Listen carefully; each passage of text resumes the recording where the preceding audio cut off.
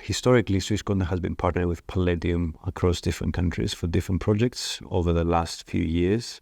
This project have resulted in significant impact on the ground. More specifically in Uganda, we've been partnering with Palladium for Project Newtech.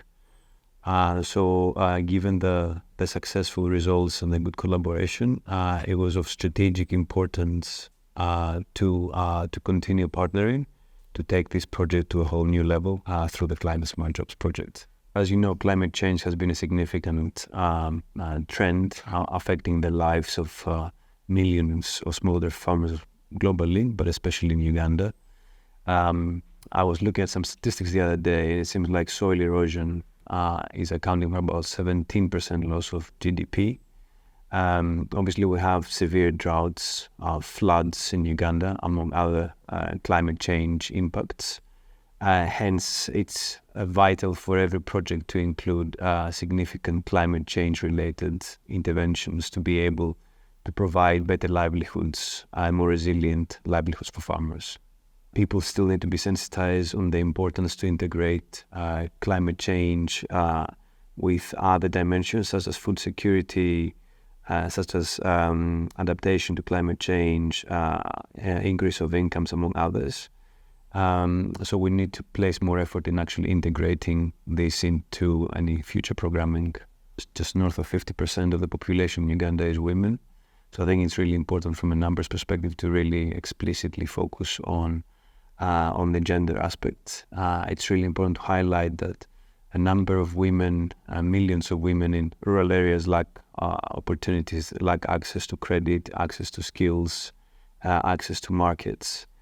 So it's really important for the economy to thrive, for Uganda to be able to achieve Vision 2040, among other development objectives, to really make a conscious effort to drive improvement for the livelihoods for women.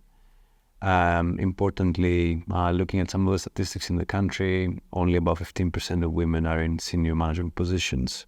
So it's really important to tackle some of these gender disparities.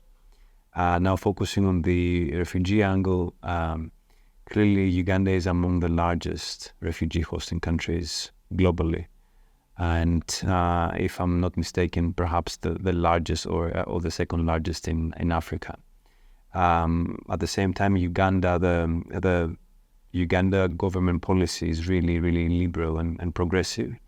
So it's really important to capitalize on that particular shift and be able to provide significant opportunities for refugees and host communities to coexist harmoniously and be able to thrive together. We've been operating for about 16 years globally. At the moment, we are present in about 40 countries with about 120 projects. What's really distinctive about Swisscontact is the way we design and implement projects. And this is taking place through really strong partnerships with the private sector.